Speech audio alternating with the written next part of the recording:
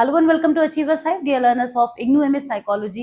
MAPC second year में counselling psychology subject में second paper जो आपका है उसके इजी नोट्स का एक्सप्लेनेशन चल रहा है। आज का जो वीडियो है वो 8th वीडियो है MPCE 022 कोड के लिए।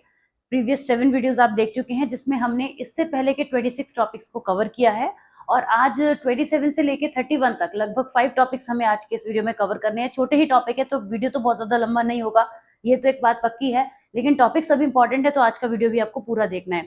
आप चाहे एग्जामिनेशन टाइम में ये वीडियोस देख रहे हो या फिर किसी भी टाइम पर देख रहे हो अपनी प्रिपरेशन के लिए, इन टॉपिक्स को अगर आप रिपीट कर लेंगे तो बहुत अच्छे से आपके माइंड में ये टॉपिक जो है वो कंसोलिडेट हो जाएंगे। फिलहाल आज हम MPCE 022 के जो पेपर है इसके लास्ट वीडियो को बिगिन करते हैं बिना किसी डिले के। पहला टॉपिक आपके सामने है स्क्रीन पर, methods of evaluating guidance and counselling programmes.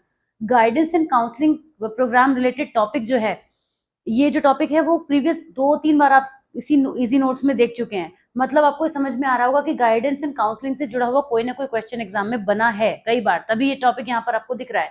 तो कैसे हम इवेल्युएट करेंगे कि वो प्रोग्राम्स कितने इफेक्टिव रहे हैं, क्या जिस पर्पज से वो बनाए गए थे उनको फुलफिल कर पा रहे थे या नहीं, उसको इवेल्युएट करने के लिए कौन कौन से मेथड यूज होते हैं, आइए इसके बारे में बात करते हैं। ये भी पहले पूछा गया है। Evaluating the effectiveness of guidance and counseling program is crucial to ensure they are meeting the needs of students and achieving the intended outcomes. हम काउंसलिंग तो कर रहे हैं, गाइडेंस तो दे रहे हैं, लेकिन क्या उनसे वो सक्सेस भी ऑब्टेन हो रही है या जस्ट एक डिलीवरी हो रही है किसी इंफॉर्मेशन की, किसी कम्युनिकेशन की, इतना ही चल रहा है, ये इंश्योर करना भी बड़ा जरूरी होता है। Various methods can be used to assess the success and impact of such programme. जब ये प्रोग्राम मास लेवल पे यूज किए जाते हैं या इंडिविजुअलाइज्ड प्लान भी बनाए जाते हैं, दोनों ही केस में ये जरूरी होता है जानना कि ये कितने सक्सेसफुल रहे। अगर रहे तो फिर उनको मल्टीपल टाइम्स यूज किया जाएगा। अगर हमने एक स्कूल के ऊपर इस तरीके का कोई काउंसलिंग प्रोग्राम लगाया है और वहां पे वर्क हो रहा है, काउंसलर्स जो है वो हेल्प कर रहे हैं और उससे अच्छा रिजल्ट निकल कर आ रहा है, तो इसका मतलब वो प्रोसेस अच्छा था, तो उसको आगे भी यूज किया जाएगा। इसीलिए जानना भी जरूरी है कि वो कितने इफेक्टिव हैं। अब पहली बात करेंगे programme outcomes evaluation. Programme outcome का इवैल्यूएशन मतलब प्रोग्राम जो पूरा था ओवरऑल, उसका इवैल्यूएशन करने के लिए हम ये देखेंगे कि कितने गोल्स अचीव हुए, कितने जो हमने स्टूडेंट्स को गाइडेंस दी है, जो काउंसलिंग करी है, जिसको भी करी है, कितने गोल्स हमारे अचीव हुए, क्या हुए भी या नहीं हुए। This can include measuring academic improvement, reduction in behavioural issue. जिन जिन चीजों पर मेजोरिटी में वर्क किया गया था उनमें से कितनी चीजों पर वो वर्क हुआ। लेट्स से 50 टॉपिक्स हैं जिन पर यहाँ पे काउंसलिंग इवैल्यूएशन का जो प्रोग्राम था वो कंडक्ट किया गया, तो उन 50 में से अगर 40 भी हुए हैं तो मतलब एक अच्छा स्कोर है। ये 40 एरियाज में हमें फर्क देखने को मिला, तो उस बेसिस पर हम गोल अचीवमेंट के बेसिस पे प्रोग्राम को इवैल्यूएशन करते हैं। और दूसरा करते हैं स्टूडेंट के फीडबैक से। जब स्टूडेंट्स ने काउंसलिंग ली, गाइडेंस ली और उन्हें ये फील हुआ कि उनके लिए वो प्रॉफिटेबल थी, तो हमें डायरेक्ट डेटा मिल जाता है और उससे पता चल पाता है कि जो भी यहाँ पे प्रोग्राम था वो सक्सेसफुल रहा या नहीं रहा। वैसे भी नॉर्मली स्कूल्स में भी ऐसा होता है कि स्टूडेंट से भी फीडबैक लिया जाता है कि आपको जो टीचर्स क्लास में पढ़ा रहे हैं उनका आपको समझ में आ रहा है नहीं आ रहा है। इसका मतलब ये नहीं है कि टीचर अच्छे हैं या बुरे हैं, इसका मतलब ये है कि वो जो आपको पढ़ा रहे हैं क्या आप वो ग्रेस्प कर पा रहे हैं। अगर स्टूडेंट पॉजिटिव फीडबैक देते हैं तो इसका मतलब वो मेथड जो यूज हो रहे हैं क्लास में, जो पढ़ाई का प्रोसेस यूज किया जा रहा है वो अच्छा है, यानी वो जो प्रोग्राम चल रहा है वो अच्छा है। तो इस तरीके से हम प्रोग्राम के आउटकम्स से उसका इवैल्यूएशन करते हैं। फिर काउंसलर परफॉर्मेंस इवैल्यूएशन भी होता है। काउंसलर ने भी तो अपना रोल प्ले किया, उनका तो बहुत बड़ा रोल है, उनको भी इवैल्यूएट किया जाएगा। उन्हें कैसे किया जाएगा? सुपरविजन करके, पीयर के रिव्यूज देके होता है। कई कंपनीज में भी ऐसा होता है कि जो कोलीग्स होते हैं वो एक दूसरे को रिव्यू करते हैं, एक दूसरे के बारे में फीडबैक देते हैं। खैर वहां बायसनेस भी हो जाती है, लेकिन सुपरवाइज करके भी चीजें देखी जाती है और बहुत देखी जाती हैं। कैमरे लगे होते हैं, कैमरे के थ्रू रिकॉर्डिंग हो सकती है, मॉनिटर किया जा सकता है कि जो काउंसलर्स हैं वो अपना वर्क ठीक से कर रहे हैं नहीं कर रहे हैं। इसके अलावा पीयर रिव्यूज भी मिल जाते हैं, तो पता चलता है कि किस तरीके से काउंसलर की जो स्किल्स हैं, रैपो बिल्डिंग है, किस किस फील्ड में वहां पे हमें फर्क देखने को मिला। तो काउंसलर को इस तरीके से कर सकते हैं। और फिर काउंसलर का सेल्फ इवैल्यूएशन भी होता है, वो खुद भी अपना इवैल्यूएशन करते हैं, खुद भी अपनी प्रैक्टिसेस करते हैं, ये देखते हैं कि हम कितना सक्सेसफुल हो पाए। फिर है data driven evaluation. Data driven evaluation में हमें दो तरीके से डेटा मिल सकता है, क्वांटिटेटिव डेटा होगा या क्वालिटेटिव डेटा होगा, जिसमें हमने ग्रेड्स, अटेंडेंस, डिसिप्लिनरी रिकॉर्ड ये सब किए हैं काउंसलिंग इंटरवेंशन से पहले और बाद में, तो उससे हमें प्रोग्राम के इम्पैक्ट का पता चलता है। जैसे कि अ डिक्रीज इन एब्सेंटेइज्म और disciplinary issue could indicate the programme success in fostering better student behaviour. हमने किसी चीज को पहले नोट करके रखा और जब काउंसलिंग के बाद जो हमें डेटा है उसका कंपैरिजन करने से हमें पता चल जाता है कि जो डेटा क्वांटिटेटिवली हमने नोट किया था वो कितना है। क्वालिटेटिव डेटा में जब इन डेप्थ इंटरव्यूज या केस स्टडीज इस तरीके की चीजें करी जाती हैं तो उससे ये भी पता चलता है कि क्वालिटेटिव डेटा से भी पता चलता है, बिल्कुल उसी तरीके से जैसे क्वांटिटेटिव से पता चलता है। कोई चीज एक क्वांटिटी में नंबर में नोट की जाए या फिर कोई चीज क्वालिटी में नोट की जाए, डिस्क्रिप्टिव वे में नोट की जाए, नोट तो की जा सकती है। तो प्रीवियस और बाद वाले को कंपेयर करके किया जा सकता है। टीचर और पेरेंट्स से भी लिया जा सकता है फीडबैक। टीचर का ऑब्जर्वेशन क्या था कि उन्होंने काउंसलर को किस तरीके से ऑब्जर्व किया कि उन्होंने क्या किस तरीके से चीजों में फर्क आ रहा है, क्योंकि टीचर जो होते हैं वो बहुत क्लोजली बच्चे को जानते होते हैं तो वो बेहतर बता सकते हैं। एक उनका रिव्यू बहुत मैटर करता है। पेरेंट्स का इन्वॉल्वमेंट करके पेरेंट्स खुद भी जब इसमें सिचुएशन में इन्वॉल्व होते हैं तो पता चलता है कि पेरेंट्स की तरफ से जो फीडबैक आता है वो भी हो सकता है। प्रोग्राम प्रोसेस इवैल्यूएशन, प्रोसेस को मॉनिटर करके जब हम वो जो प्रोसेस चल रहा है मतलब थ्रू आउट प्रोसेस जब मॉनिटरिंग होती है तो वो प्रोग्राम प्रोसेस इवैल्यूएशन कहलाता है। उसमें देखा जाता है कि क्या रेलेवेंट एक्टिविटीज यूज हो रही हैं, रिसोर्सेज एडुकेट हैं या नहीं है, चीजें सही से चल रही हैं। मतलब प्रोग्राम में कोई ऐसा तो नहीं है कि काउंसलर उसको निपटा रहे हैं काम को या वो प्रोसेस सही से चल रहा है नहीं, ये सब देखा जाता है। तो ये प्रोग्राम प्रोसेस इवैल्यूएशन हो गया। इसमें स्टूडेंट्स का पार्टिसिपेशन कैसा था, स्टूडेंट इंटरेस्ट ले रहे थे नहीं ले रहे थे, उनकी तरफ से रिस्पॉन्स आ रहे थे नहीं आ रहे थे, ये सब चीजें नोटिस की जाती हैं जिसके बेसिस पे प्रोग्राम प्रोसेस इवैल्यूएशन होता है। तो गाइडेंस एंड काउंसलिंग प्रोग्राम का इवैल्यूएशन बड़ा जरूरी है, क्योंकि अगर वो programme just for the sake of formality चल रहे हैं तो उनका कोई आउटकम नहीं आएगा, वो जस्ट वेस्ट ऑफ टाइम हो जाएगा और स्टूडेंट्स के लिए भी ये बहुत ज्यादा गलत चीज हो जाएगी। तो इसका कॉन्टिन्यूस इवैल्यूएशन जो होता है प्रोग्राम के रेलेवेंस को और ज्यादा बढ़ा देता है। अगला टॉपिक है हमारा accountability bridge model of evaluation. Accountability bridge model of evaluation इस तरह से भी पूछा जाता है कि explain any one model of evaluation, any two model of evaluation. उस केस में आप accountability bridge model of evaluation लिख के आ सकते हैं। ये मॉडल ही बड़ा ही सिंपल है, जैसे कि ब्रिज बनाता है ये बिटवीन टू पीपल, है ना, दो लोगों के बीच ब्रिज बनाता है और अकाउंटेबिलिटी की बात करता है। ये एक ऐसा फ्रेमवर्क है काउंसलिंग साइकोलॉजी में यूज होता है जिससे हमें ये पता चलता है कि अकाउंटेबिलिटी ब्रिज का मतलब ये हो गया कि जिस पर्पस के लिए हमारा जो प्रोसेस है, जो काउंसलिंग का प्रोसेस है वो अकाउंटेबल है, क्या वो उस पर्पस को सर्व कर रहा है with the help of the rules regulations ethics और बाकी सारी चीजें। एक बार पढ़िए फिर समझेंगे। ये कहाँ से पढ़ते हैं, इसी पढ़ लेते हैं। The accountability bridge model of evaluation is a framework used in the context of counselling and therapy to evaluate and assess the effectiveness of ethical conduct of intervention. किस चीज को असेस करते हैं इसमें कि जो एथिकल प्रिंसिपल्स हैं क्या वो उसी तरीके से इफेक्टिवली यूज हो रहे हैं। It focuses on ensuring that both the process and outcome of counseling or therapeutic intervention align with predefined goal। मतलब जो हमने प्रीवियसली गोल बनाए हैं जिसके साथ हमें वर्क करना है उसके साथ में ही हमारा प्रोसेस चल रहा है या नहीं चल रहा है, ये भी मेक श्योर करते हैं। And the expectations of the stakeholder such as client, counsellors and institution. ये जो मॉडल है this is used in a systematic और organisational context to ensure that counselling programmes are held accountable for their impact and are continuously improving based on evidence and feedback. मतलब जो भी आप पिछला topic पढ़ के आए ना उसी को रिलेट करता है कि जब प्रोग्राम का जो इवैल्यूएशन चलता रहेगा अगर हम इसको ऑब्जर्व करते रहेंगे तो चीजें बेहतर होती रहेंगी। अकाउंटेबिलिटी ब्रिज मॉडल के कोर कंपोनेंट्स क्या हैं? सेटिंग क्लियर एक्सपेक्टेशन एंड गोल, जो गोल्स हैं वो क्लियर होने चाहिए, हम क्लियर गोल्स लेके चलें जिससे कि हमें कोई इशू ना आए। This could relate to client improvement, behavioural change, emotional stability, कोई भी ऑब्जेक्टिव है, कुछ भी ऑब्जेक्टिव हैं। और उन जो स्टेक होल्डर है, स्टेक होल्डर मतलब जिस पर्सन के ऊपर हम वर्क करने जा रहे हैं, जो हमारा क्लाइंट है, that must agree on the expected outcome. और नॉट जस्ट द क्लाइंट, जो पर्सन प्रोसेस में इन्वॉल्व होने वाला है, चाहे वो काउंसलर ही क्यों ना हो, चाहे वो बच्चे के पेरेंट्स ही क्यों ना हो, जो इस प्रोसेस में किसी भी तरीके से उसका पार्ट है, इसीलिए स्टेक होल्डर वर्ड यूज किया जा रहा है, वो उस एक्सपेक्टेड आउटकम से एग्री भी होने चाहिए। आप एक पेरेंट्स अपने बच्चे को लेकर आते हैं और बताते हैं सारी प्रॉब्लम, उसके बाद जो काउंसलर है वो कहते हैं कि हम इस तरीके से चीजों को करेंगे, ये हमें लगता है कि इसको एक्वायर करना चाहिए। तो उस बात पर पेरेंट्स का भी राजी होना जरूरी है, बच्चे का भी राजी होना जरूरी है और काउंसलर को भी उसके संग अलाइन होना जरूरी है। तो क्लियर एक्सपेक्टेशन और गोल सेट होने जरूरी है। स्टेक होल्डर का इन्वॉल्वमेंट होना जरूरी है।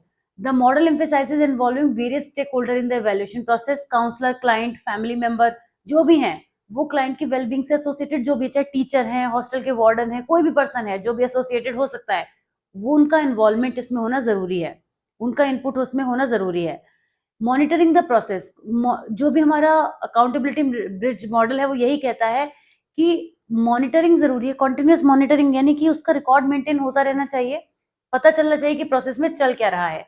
The counsellor regularly checks in with the client to track progress towards goal, identify any barrier and adjust the intervention if necessary. अगर कुछ भी बदलाव की जरूरत है तो वो भी किया जाएगा। मॉनिटरिंग बहुत जरूरी है। फीडबैक भी मिलना जरूरी है। वापस आते हैं थोड़ा सा।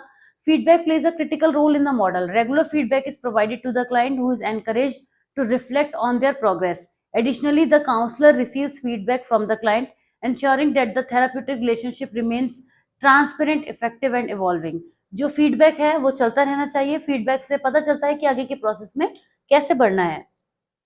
और वो फीडबैक कहाँ से आ सकता है? सुपरवाइजर से आ सकता है, पीयर से आ सकता है, या स्टेक होल्डर से आ सकता है। मतलब उस प्रोसेस में जो भी लोग इन्वॉल्व हैं वो भी अपना फीडबैक दे सकते हैं। जो भी आउटकम है उसका इवेल्युएशन होना चाहिए।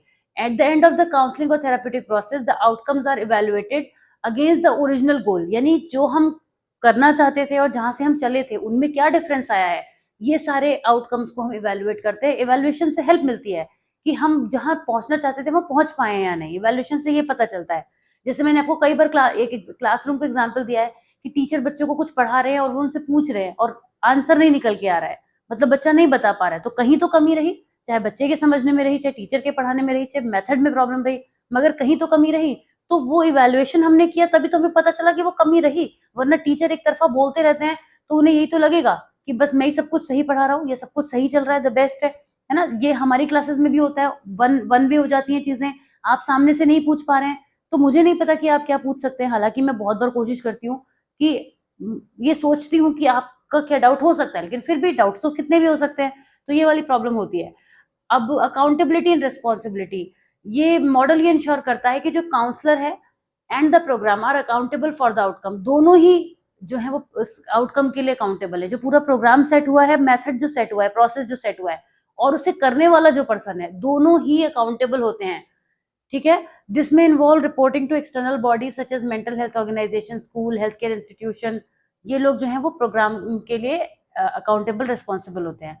तो अकाउंटेबिलिटी ब्रिज मॉडल यही बताता है कि काउंसलिंग और थेराप्यूटिक इंटरवेंशन जो होते हैं वो ट्रांसपेरेंट होते हैं, गोल डायरेक्टेड होते हैं और क्लाइंट की नीड्स के लिए रिस्पॉन्सिव होते हैं। और जितने भी लोग इस प्रोसेस में इन्वॉल्व होते हैं, जब वो एक साथ आते हैं प्रोसेस में, कोई फीडबैक के लिए या कोई किसी भी तरीके के प्रोसेस के लिए, तो उससे काउंसलर को हेल्प मिलती है, जिससे वो बेहतर तरीके से काउंसलिंग कर पाते हैं और प्रोसेस इजी हो जाता है। अगला हमारा टॉपिक है मेंटल स्टेटस एग्जामिनेशन। बहुत पूछा जाता है। वैसे तो टॉपिक सब इंपॉर्टेंट है, मैं बार बार कहती हूँ, लेकिन जरूर इसको पढ़ लीजिएगा। जब आप केस स्टडीज बनाएंगे ना, वहां भी आपको हेल्प मिलेगी। मेंटल स्टेटस एग्जामिनेशन, पहले वर्ड समझा देती हूँ कि क्या होता है। आपकी मेंटल स्टेट को एग्जामिन किया जाता है। मेंटल स्टेट का मतलब हो गया कि उस समय करंट, जब हम आपकी मेंटल स्टेट को एग्जामिन कर रहे हैं, तो मतलब उस मेंटल स्टेट में आपके संग क्या क्या चीजें हैं, कौन कौन से वो पॉइंट्स है जो प्रॉब्लमेटिक हैं, कौन कौन सी वो बातें हैं जब जिनसे आप खुश हो जाते हैं, कौन सी बातें हैं जिन कोई भी ऐसे पॉइंट जो आपकी मेंटल हेल्थ को किसी भी वे से अफेक्ट करते हैं, वो सब इसका पार्ट होते हैं।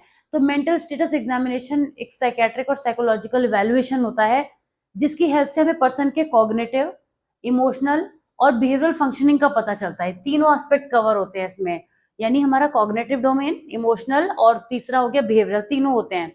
ये एक डायग्नोस्टिक टूल होता है जिससे हम आइडेंटिफाई कर पाते हैं कि मेंटल हेल्थ डिसऑर्डर किस टाइप का होगा, कौन सा होगा, सब पता चल जाता है मेंटल स्टेटस एग्जामिनेशन से। इसकी हेल्प से हम ट्रीटमेंट के प्रोग्रेस को भी मॉनिटर कर सकते हैं। भाई जैसे शुरुआत में जो सिम्टम्स थे पर्सन के, बाद में वो कम हो गए, तो इसका मतलब हम ट्रैक कर पा रहे हैं। और हम ये भी पता कर पाते हैं कि ये किस साइकेट्रिक कंडीशन से डिफर कर रहा है। जैसे मूड डिसऑर्डर कई टाइप के होते हैं, बाइपोलर भी होता है, डिप्रेशन भी होता है, कई तरीके के होते हैं। तो अगर पर्सन लगातार डिप्रेस्ड रहता है तो हम उसे डिप्रेशन का नाम देंगे, लेकिन अगर उसके मूड में फ्लक्चुएशन होते हैं तो बाइपोलर भी हो सकता है, साइक्लोथिमिक भी हो सकता है। तो किस तरीके से conditions based on different symptoms हम वेरी करके बता पाते हैं। वरना अगर बाइपोलर की बात करें तो बाइपोलर में भी डिप्रेशन होता है, और डिप्रेशन तो डिप्रेशन होता ही है, तो हमें कैसे पता चलेगा कि वो डिप्रेशन वाला डिप्रेशन है, क्लिनिकल डिप्रेशन है, या बाइपोलर है, या कोई और है। तो इस तरीके से डिफ्रेंशिएट करने में इसकी हेल्प मिलती है। ये हेल्प देता है, सब कुछ ये नहीं करता है, मगर ये हेल्प देता है, बहुत बड़ी हेल्प देता है। तो MSC begins with an evaluation of appearance and behaviour. देखिए यहाँ पे तीन चीजों को करा गया है जो मैंने अभी आपको बताई भी थी। तीन चीजें कौन कौन सी हैं? पहले पर्सन के अपीयरेंस और बिहेवियर को देखा जाता है कि पर्सन क्या पहना था जब वो ऑफिस में आया, जब वो हमारे पास आया, उसका जो अपीयरेंस था वो कैसा था, नीट एंड क्लीन था, क्या चीजें थी, ये सब कुछ चीजें हम नोटिस करते हैं।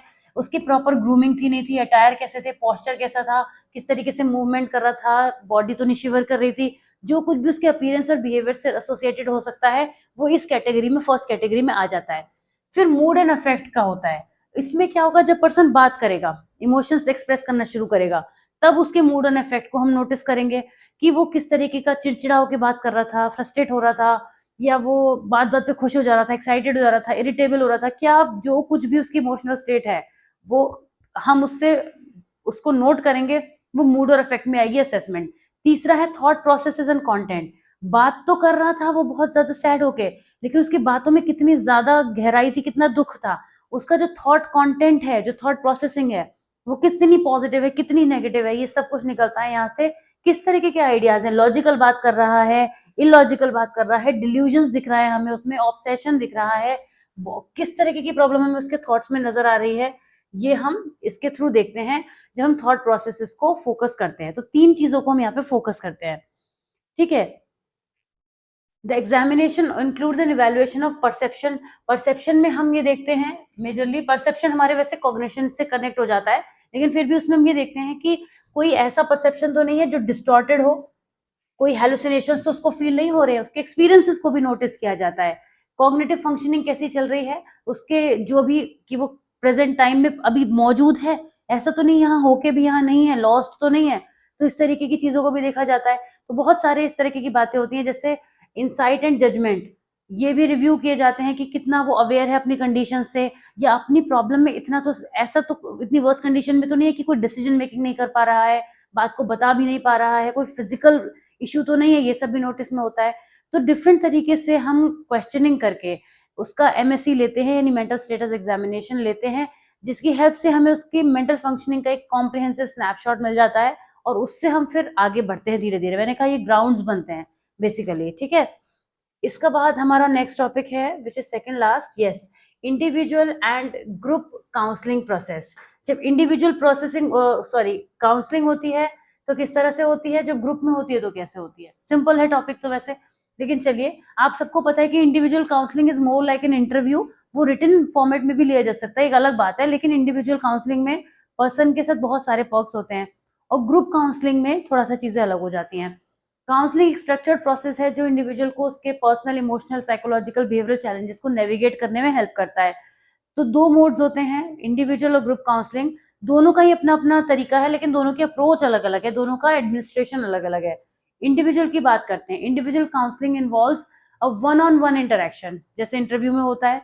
यहाँ पे क्या क्या स्टेजेस होती हैं, सबसे पहले रैपो स्टैब्लिश होती है दो लोगों के बीच में, फिर गोल सेटिंग होती है कि किस तरीके से हम, क्या हमारा गोल है, हम किस कहाँ तक पहुंच पाएंगे इस प्रॉब्लम में, फिर कौन कौन से इंटरवेंशन यूज होंगे, उनकी स्ट्रेटेजीज प्लान की जाती है। प्लानिंग, नॉट जस्ट प्लानिंग, उसमें इंक्लूजन भी शुरू हो जाता है। उसके बाद यहाँ पे हम उसी के हिसाब से टेक्निक यूज करते हैं, जब वन ऑन वन बात चल रही है तो उसी हिसाब से टेक्निक यूज होगी। प्रोग्रेस इवेल्युएशन, जो भी प्रोग्रेस चल रही है, कितनी हो पा रही है, उसको इवेल्युएट करते हैं, और अगर हम वो रिक्वायर्ड प्रोग्रेस को अचीव कर पा रहे हैं जो हमें उससे करनी है, तो फिर हमारा टर्मिनेशन का फेज आ जाता है, जहां पे काउंसलिंग हमारी एंड हो जाती है, ठीक। तो ये पॉइंट्स ध्यान रखिएगा एक एक करके, यही पॉइंट्स हैं जिन्हें आपको ध्यान रखना है। एडवांटेजेस क्या है, पर्सनलाइज अटेंशन मिलता है, कॉन्फिडेंशियलिटी मेंटेन रहती है, फ्लेक्सिबल पेसिंग रहती है, अपने हिसाब से, अपने कंफर्ट लेवल से चलता है यहाँ पे जो सेशन होता है। वहीं पर ग्रुप काउंसलिंग प्रोसेसेस में मल्टीपल इंडिविजुअल्स लिए जा सकते हैं, 6 से 12, जिनके कॉमन कंसर्न होते हैं। जैसे ये एजुकेशनल सेटिंग में ज्यादा होता है कि बहुत पर्सनल प्रॉब्लम तो ग्रुप में नहीं ली जाती है, लेकिन ऐसी प्रॉब्लम जो ज्यादा लोगों की है, जैसे ऑफिस प्लेस पे हो सकती है कि कई लोग जो है वो कॉन्फ्लिक्ट रिलेटेड इश्यूज में आ रहे हैं, तो पूरा ग्रुप ही आपस में लड़ रहा है मान लीजिए, तो उनको बिठा के एक साथ उनकी काउंसलिंग हो गई। स्टूडेंट में एकेडमिक लेवल पर हो गई, होती भी है मल्टीपल, या फिर ऐसी कोई काउंसलिंग जिसमें कोई नॉलेज शेयर करनी है टीचर्स के लिए कोई ऐसा प्रोग्राम है, काउंसलिंग प्रोग्राम, जिसमें उनको गाइडेंस देनी है। तो इस तरीके के 6 से 12 लोग नॉर्मली हो सकते हैं, ज्यादा भी हो सकते हैं, बेस्ड ऑन द थिंग। इसमें क्या क्या होता है, एक ओरिएंटेशन टाइप का होता है, पहले सबके साथ में जो वहां पे रेपो फॉर्मेशन थी ना वही है ये, बट इंडिविजुअली ना होकर ग्रुप में हो गई, तो यहाँ पे फॉर्मेशन एंड ओरिएंटेशन होता है, यहाँ पे बताया जाता है जैसे आपका इग्नू का ओरिएंटेशन होता है, जो एक्चुअली कभी होता ही नहीं है मोस्टली केसेस में तो, बट होता है, जो भी होता है वही उसी की मैं बात कर रही हूँ कि आपका जो ओरिएंटेशन का प्रोग्राम होता है उसमें आप क्या करते हैं, उसमें बहुत सारे स्टूडेंट्स को या तो ऑनलाइन ओरिएंटेशन होता है तो वहाँ पे चीज़ों को कराया जाता है, बताया जाता है कोर्स के बारे में, और अगर नहीं होता है, आई एम सो सॉरी, और अगर वन ऑन वन होगा यही ओरिएंटेशन तो ये एक रैपो फॉर्मेशन में कन्वर्ट हो जाएगा, ठीक है। तो यहाँ पे पर्पस डिस्कस किया जाता है, कॉन्फिडेंशियलिटी पॉलिसीज के बारे में बात की जाती है, यहाँ पे ट्रस्ट बिल्ड किया जाता है क्योंकि हम यहाँ पे कई लोग एक साथ इन्वॉल्व होने जा रहे हैं, तो सबको एक दूसरे पे ट्रस्ट होना चाहिए, प्लस काउंसलर को भी उन सब पे होना चाहिए, तो ट्रस्ट बिल्डिंग का मेथड यहाँ पे फॉलो होता है। फिर यहाँ पे कोशिश की जाती है कि क्योंकि ज्यादा लोग हैं तो एक्टिव पार्टिसिपेशन रहे, ऐसा ना हो कि वन पर्सन बोले क्लासरूम टीचिंग में कन्वर्ट हो जाए, वो नहीं होने देना चाहिए यहाँ पे, तो एक्टिव पार्टिसिपेशन इंश्योर किया जाता है। फिर ग्रुप डायनामिक्स एंड रिफ्लेक्शन, जो भी जिस पर्पज से भी ये हो रहा है उस ग्रुप के लोगों का यहाँ पे किस तरीके से हम क्या डायनामिक्स निकली, हमने क्या अचीव किया, उस सब पे बात होती है और लास्ट में इसका क्लोजर हो जाता है, ठीक है। जब यहाँ पे हमारी ग्रोथ हो जाती है या फिर जो हम अचीव करना चाहते हैं वो हो जाता है तब।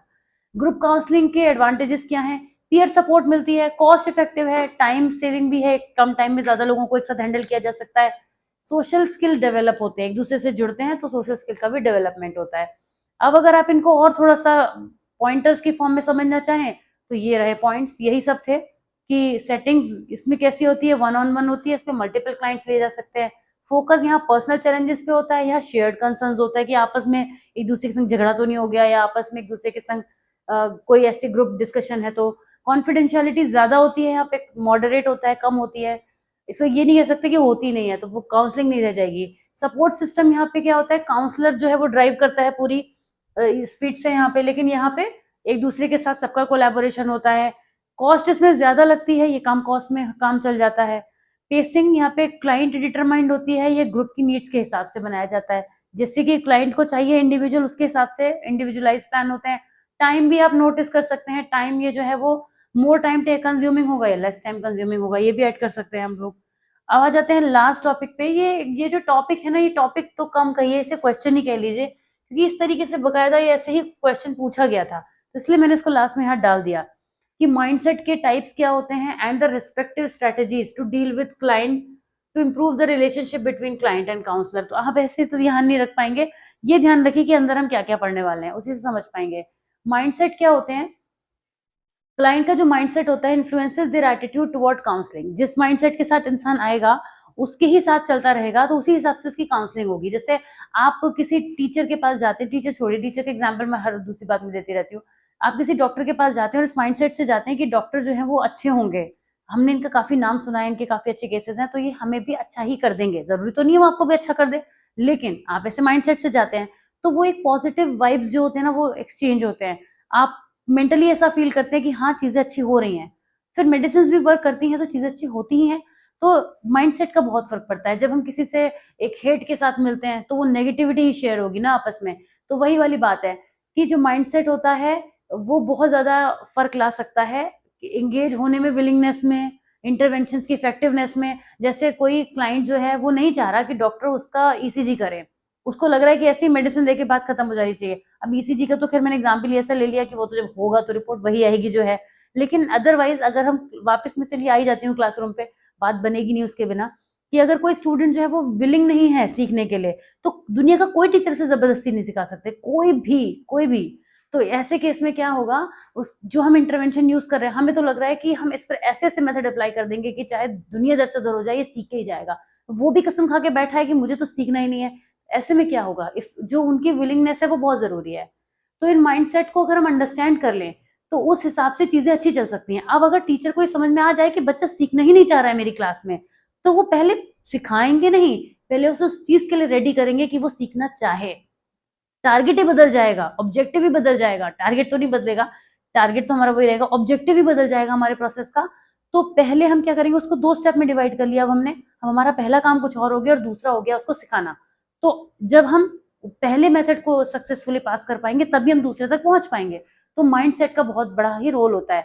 अब फिक्स माइंडसेट क्या होता है, जिनका फिक्स माइंडसेट होता है वो अपनी एबिलिटीज में बिलीव करते हैं, intelligence and personality are static, वो ये मानते हैं कि उनकी जो एबिलिटीज है, इंटेलिजेंस, पर्सनैलिटी सब स्टैटिक है, वो चेंज को एक्सेप्ट नहीं करते और किसी भी काउंसलिंग की इफेक्टिवनेस पे भी डाउट करते हैं। फिक्स माइंडसेट वही लोग हैं आप जिन्हें बहुत अच्छे से जानते हैं कि बस ये अब इससे और कुछ हो नहीं सकता। वो लोग जो होते हैं use motivational interviewing to challenge limiting belief. यहाँ पर इस तरीके की स्ट्रेटेजी यूज करेंगे, कुछ ऐसा बिहेव करना या कुछ इस तरीके से रिएक्शन देना जिससे उनके बिलीफ को कोई हिला ना पाए, कुछ ऐसा उसके खिलाफ या उसके सपोर्ट में सबूत पेश कर देना। Highlight past successes to reinforce growth potential. अपनी चीजों को सही दिखाने के लिए कुछ पास्ट एक्सपीरियंसेस का भी यूज कर सकते हैं और अपनी प्रोग्रेस के एरियाज को आइडेंटिफाई करने के लिए सेल्फ रिफ्लेक्शन को एनकरेज करेंगे फिक्स माइंडसेट वाले लोग। ग्रोथ माइंडसेट क्या होता है?